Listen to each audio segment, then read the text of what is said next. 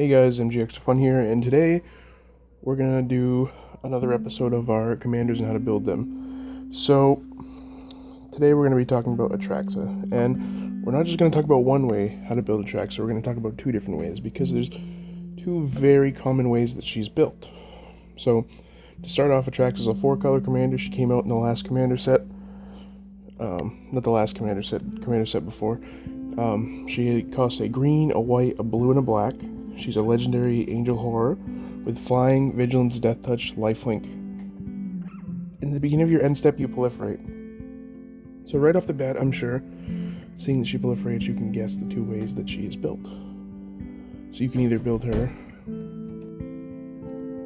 with Planeswalkers, or you can build her with Infect. It all depends on how you want to play, and we're going to go over the pros and cons of both as we get to them. So for the Planeswalker version of the deck, the pros, it's harder to deal with in creatures because there's not as many spells that destroy Planeswalkers, and I think it's really fun to play. And I also think it's a better use of Atraxa's abilities. And then I think the cons would be it's a lot more expensive, like money-wise, to build, obviously because Planeswalkers are more expensive. It's harder to get a hold of some of the cards. So Planeswalkers are mythics, obviously, and if you don't have the funds to just buy them, and you don't have the cards to trade for them, it can be very hard to get your hands on some of the Planeswalkers. But I think the pros and the cons are pretty balanced here. It just depends on how you want to play and what you want to play. So obviously when we're talking about it, we're going to talk about the first way. So Planeswalkers, these are just 5 Planeswalkers that I happen to choose because I like them. But you can choose any Planeswalkers you want to fit your color scheme, and you can also build all the Planeswalkers together to synergize into one particular idea or one particular goal. So I'm not going to go through all these Planeswalkers, they're going to be on the screen, you can see them, but this is the general idea. You just play a bunch of Planeswalkers and you win by using Atraxa to proliferate them to their maximum efficiency, and then you win. So again, any Planeswalkers that fit in your color would be great. And then we have tutors for the Planeswalkers. So obviously Demonic Tutor and things like that search for any card, really good. Or you can have Call to the Gatewatch, which you search for a Planeswalker, reveal it, put it into your hand, then shuffle your library, and then deploy the Gatewatch. Look at the top 7 cards of your library, put 2 Planeswalker cards from among them into the battlefield, put the rest on the bottom of your library in any order. So these cards right here are another example of cards that are really, really bad by themselves, and then when you bring them into the commander, it works really well. So now, we have extra activation / counters. So Rings of Brighthearth, whenever you activate an ability, if it isn't a mana ability, you can pay 2 and copy it. So, Planeswalker abilities are activated abilities, and you can copy them with Rings of Brighthearth, which is really nice. And then, Doubling Season, if an effect would put 1 or more tokens into the battlefield under your control, it puts twice that many into the battlefield instead. And if an effect would place 1 or more counters on the permanent you control, it puts twice that many instead. So the Planeswalkers come in with double counters. And then we have the Chain Veil. At the beginning of your end step, if you didn't activate a loyalty counter of a Planeswalker this turn, you lose 2 life. Then you can pay 4 for each Planeswalker you control. You may activate one of its loyalty abilities once this turn, as though none of its loyalty abilities have been activated this turn. So you can do it again, basically. You get 2 activations. Oh, sorry. Then we have Creatum Synergies. So, Prime Speaker Sagana comes into play with counters, and you get to draw cards and all that. One of my favorite cards in the world is Spike Weaver. It comes into play with 3 +1/+1 counters on it. You pay 2, remove it, put a +1/+1 counter on target creature. And then you can remove a +1/+1 counter from Spike Weaver and prevent all damage that will be dealt this turn. And then you can just proliferate every turn, so you get to fog every single turn with Atraxa. And you Corpse Shack Menace, +1/+1 counters get placed on something, you put double instead, so Spike Weaver. And then Deep Glow Skate doubles all the counters on your Planeswalkers. And then we have the important lands. Opal Palace comes into play, puts +1/+1 counters on your commander, equal to the number of times it's been cast from the command zone this game. And then the Vivid lands, I didn't put the white one, because you get the picture. They come into play with 2 counters, and you can tap them, remove a counter, and add 1 mana of any color to your mana pool. And then with Atraxa, every turn you get to put another counter on it. So you essentially have lands that tap for any color you want. So that is the first way that we can look at Atraxa, and I think that's the funner way to play it, or the more fun way to play it, however you want to say it. However, there's one more way. And now we have the second way that you can build this deck. So this way I don't like as much because I don't know, I feel like it's almost kind of like a cheap way to win. But we're going to go over it anyway because I want to give people different ideas on how they can build this. This isn't going to happen with every one that I make in the future, but this one in particular I've seen so many different builds for. So I figured I'd give you kind of an idea of a couple different ways that you could build it. So the pros, the Infect. So if you don't know, Infect is you take 10 damage from a creature with Infect and you're dead. It doesn't matter how much life you have, it doesn't matter anything like that, 10 and you're done. So the pros for this deck, it's really, really, really easy to win with Infect because all you need to do is 10 damage instead of 40 or 50 or however much life they have. You only have to do 10.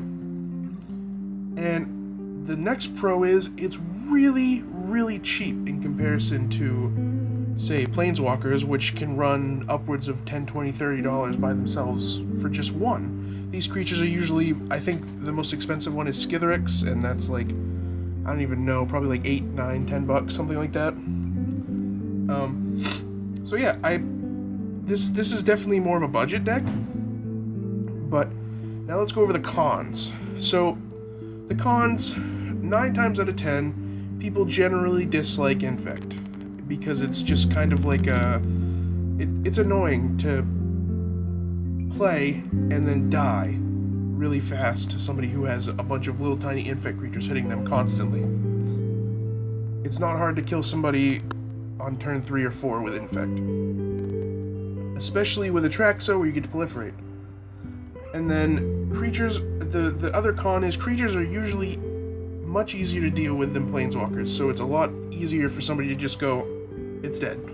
Murder, Doomblade, Fireball, Lightning Bolt, Magma Jet, all those things can all kill Infect creatures. So we go over the pros and cons. You can decide how you want to build it, but these are just my opinions. So we have 4 creatures here.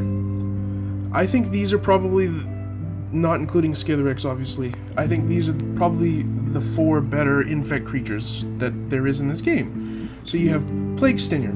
It's a 1/1 for 2 with Flying and Infect. You really can't get much better than that. Flying, not a lot of people have small flyers they can just shove in front of that thing, and it just hits early on.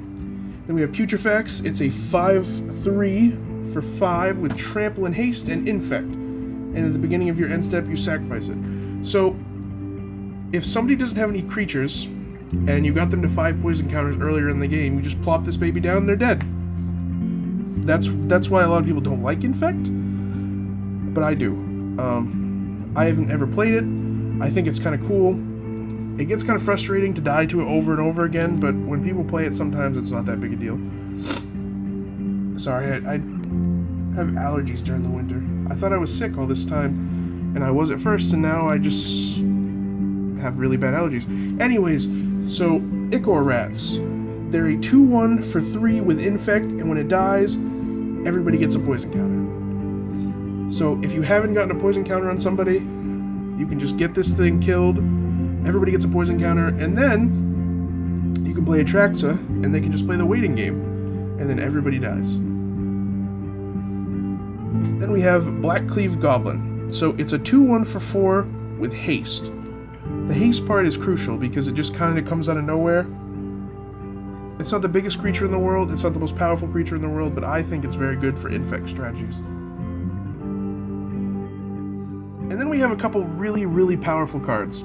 So obviously all the creatures in your deck are not going to have Infect because you need to have some kind of balance. I mean, you could have like Creatum Behemoth to make all your things huge and kill everybody in one swing, or Or you could have Audric. So Audric is a 3/4 for 4 first strike. Whenever he and at least 3 other creatures attack, you choose which creatures block this combat and how those creatures block. So you just swing with him and 3 other creatures, and you declare no blockers. And all your creatures are basically unblockable. Or, if they have a problem creature you want to get rid of, you can make them block with it. Audric is a really underrated card in Commander, and I think a lot of decks should run it if you have white and you have a mass creature strategy. And then, Triumph of the Hordes, like I said before, not all your creatures are going to have Infect. This gives all of them Infect, and it gives them Trample, which is really crucial. So you play a big dude that doesn't have Infect. Now he does. He gets +1/+1 and has Trample. So this is something that I thought was really funny. So I call these cards kind of rub salt in the wound. So if somebody's already infected, Corrupted Resolve is an incredible card because it's just counter target spell for 2.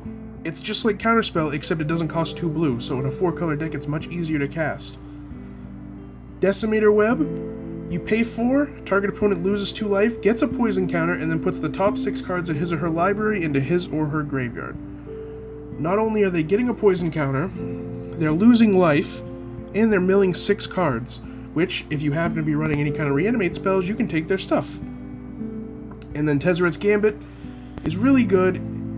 It costs 3 in a Phyrexian mana, so it costs 3 in 2 life, or 3 in a blue. You can draw 2 cards, then Proliferate. So Proliferate is a really cool thing, and that's one of the abilities on Atraxa, obviously, because you can just add another poison counter whenever it says Proliferate. So with Atraxa, every turn they get another poison counter until eventually it goes over and they die. And then obviously, but like before, the lands are going to stay the same. And I have both of these decks in the description for full deck lists. Like I said, this series is just kind of a brief overview. I don't want to sway people on 100% how to build your deck because I think it's important that you put your own little spin on every deck that you build. But these are some of the key cards that I think you should include. So, thank you guys so much for watching. If you enjoyed the video, give it a like. It really helps me out. Subscribe if you haven't already. And I will be doing a commander and how to build them a little bit more often than I have been. I think I'm going to focus a lot more around the commander aspect.